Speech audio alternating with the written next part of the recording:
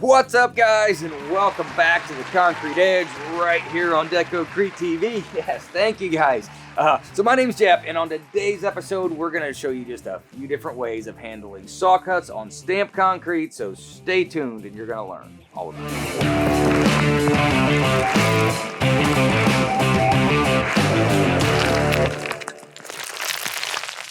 So even though stamped concrete might look like natural stone or brick or wood or a ton of other things you made it look like, it is still concrete, and you guessed it, it is still gonna crack. So you're gonna have to do something to control that, and the most common way of handling this is saw cuts, and that probably is the best answer. But we have learned a few things over the years to make this look as good as possible.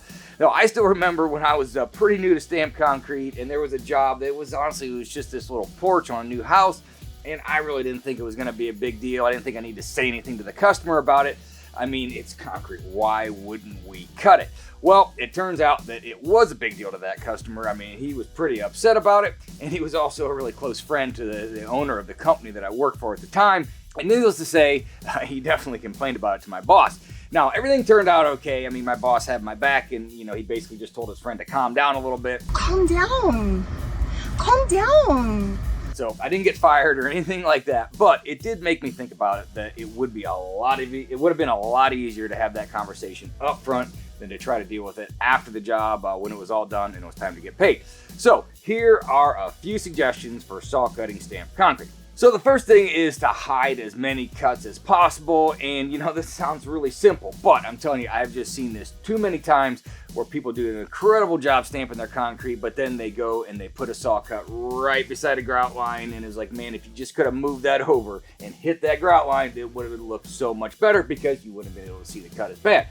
Now, the biggest thing here is that you just can't worry about the exact size of your saw blocks, and they're gonna turn out a little bit different size. So wood plank patterns, cobblestone, brick patterns, those all work great for this. In fact, in those situations, you can really hide every single cut that's running the long way, and then, you're gonna have to just find the one that works the best for the ones that go the other direction. Now, some ashlar patterns work really great for this too. You're gonna have to cut through some of those stones in a few patterns, but you can at least hit that grout line that is gonna be the longest running one where it's just gonna hide it the most.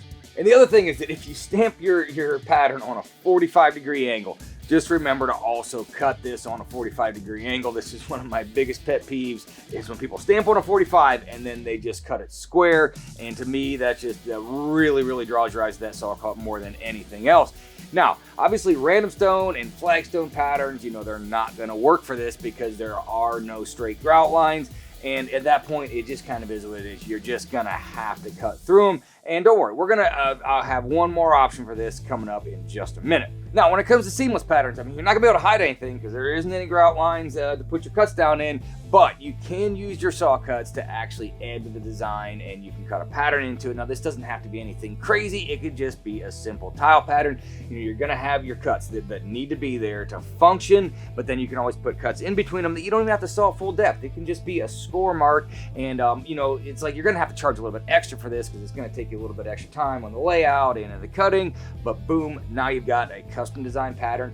Now, another option for this is going to be zip strip, and this is definitely more of an advanced technique, and I do not recommend, trying this the first time on a customer job. And we do have a full Technique of the Week episode on zip strip, so just make sure you check that out because Jason goes through the entire thing. But zip strip is essentially just this little piece of plastic that gets poured into the concrete, and as that concrete, hardens and cures, it ends up making a little weak spot there, and what it's going to do is there's just going to be a little hairline crack right on top of the zip strip. And this is why it's so important to get this stuff in nice and straight, because you will see what this looks like. If you got a big wave in it, you're going to see the wave in that crack.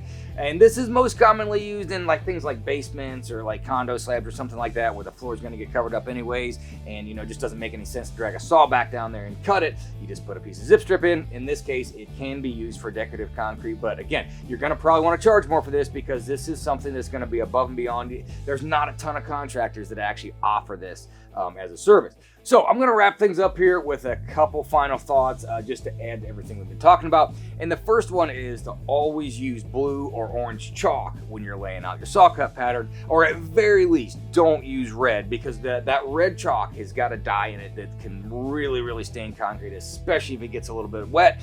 And so the last thing you want to do, even if you hit every line perfectly with your saw blade, there's always the chance that your chalk line, drags on the slab or something like that. And I have spent way too much time trying to clean red chalk off of the stamped concrete, so just avoid that altogether.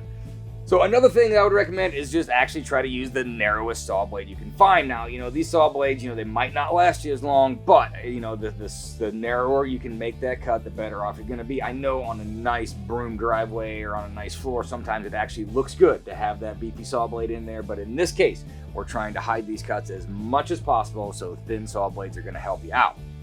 And also, just don't let your customers talk you into something that you don't feel good about. All these things we went over, these are all options. Maybe you offer the zip strip, maybe you don't. But my point is just, have this conversation up front, get all this stuff out on the table beforehand. And if you guys can't, at the end of the day, if you can't agree on this, then you know what? Maybe this job isn't right for you.